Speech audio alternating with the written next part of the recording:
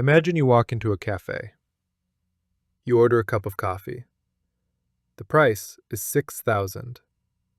You sit down, you drink it. You read the newspaper for 20 minutes. When you ask for the check, the waiter apologizes. "I'm sorry," he says. "The price is now 12,000." This sounds like a nightmare, but for the people of Hungary in July 1946, this was Tuesday. They lived through the 15-hour rule. Every 15 hours, prices doubled. If you got paid at 9 a.m. and you didn't spend it by noon, you worked that morning for free. People didn't use wallets. They used street sweepers to clear the money out of the gutters because it was cheaper to burn cash for heat than to buy coal with it. We look at black and white photos of Hungary or Zimbabwe or Weimar Germany, and we think, those poor people, they were unlucky. We are arrogant. They weren't unlucky. They were just at the end of a math equation. And right now, America is staring at the exact same numbers. Our debt interest is vertical. Our deficits are normalized. The math doesn't care if you are a superpower.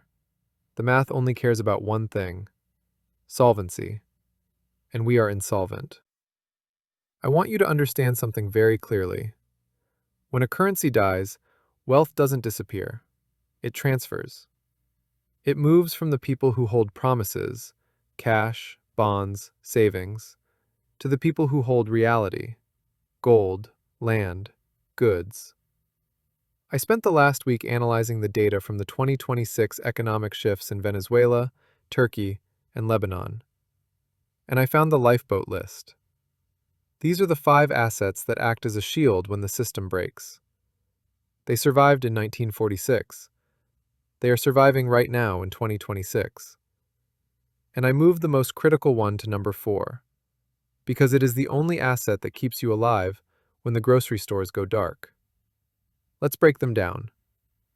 Asset number 1, the enemy of the central bank: gold and silver. Forget the price charts.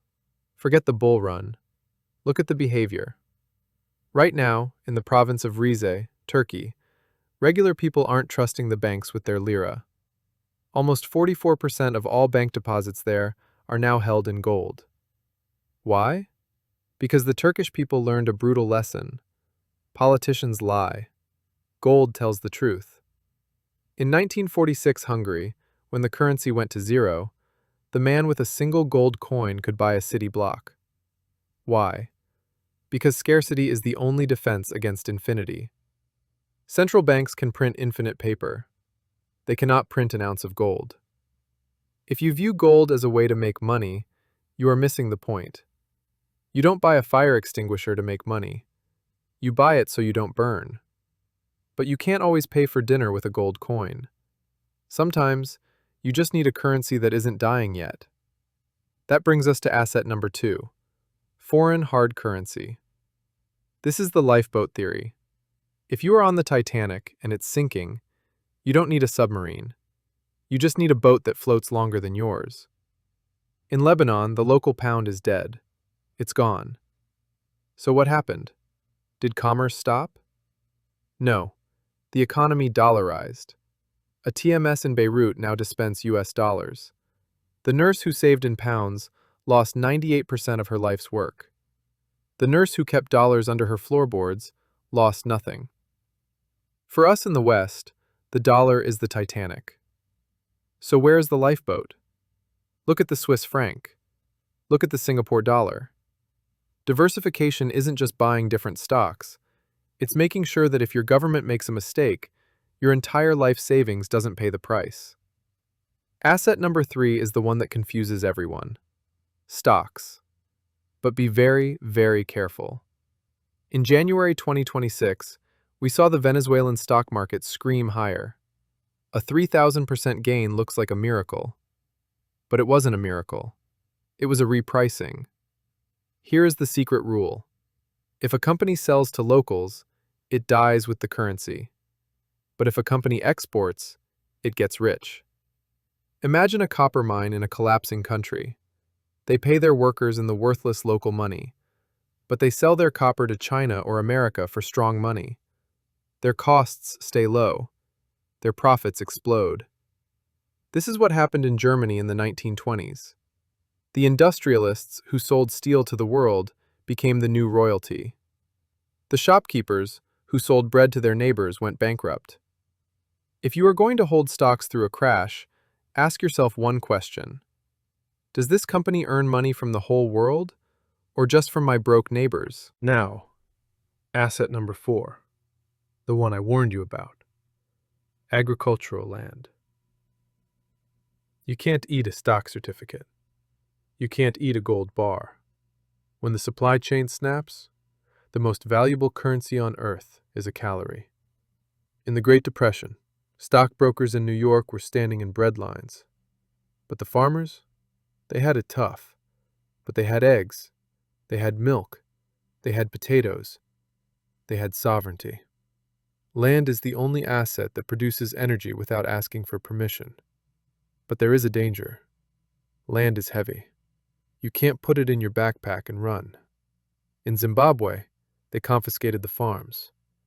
In 1946 Hungary, they taxed the landowners into oblivion. So the strategy is subtle. You don't need 1,000 acres. You need enough to be independent, but not enough to be a target. A productive garden. A reliable water source. This isn't investing.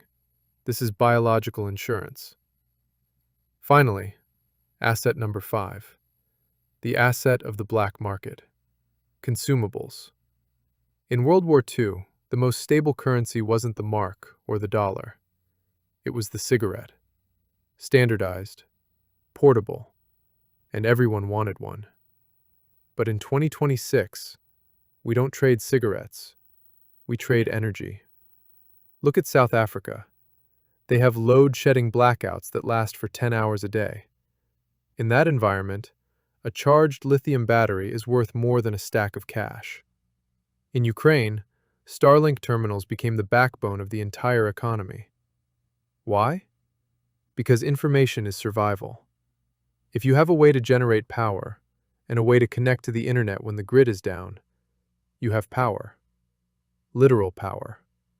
When the grid goes down, a charged lithium battery is worth more than a stack of cash. Water purification, medical antibiotics, fuel. These are barter assets. When the banking app on your phone stops working, these are the things that buy you a ride to the border. These are the things that buy your family a meal. It's not comfortable to think about. The timeless assets. Coffee, alcohol, sugar. In every single historical collapse, from the Civil War to modern-day Iran, human beings look for comfort. When the world falls apart, people want a drink. They want caffeine. These items never go out of demand. They are the small change of the apocalypse. You can't trade a gold bar for a loaf of bread. It's too valuable. But you can trade a bag of coffee for a loaf of bread. The lesson here is simple. You cannot digitize a calorie. You cannot digitize a kilowatt of energy. When the digital world fails, the physical world takes over. The list is simple. Gold, foreign cash, export stocks, land, barter goods. The list of what goes to zero is even simpler. Bonds, savings accounts, pensions, anything that requires a politician to keep a promise. I don't tell you this to scare you. I tell you this because the 15-hour rule eventually comes for every paper currency. Maybe not tomorrow. Maybe not next month. But the debt math is inevitable. You can close your eyes and hope the government fixes it. Or you can open your eyes and fix it yourself. If this video opened your eyes, share it. Because the algorithm won't push this. The media won't cover this. It is up to us. Like, subscribe, and prepare.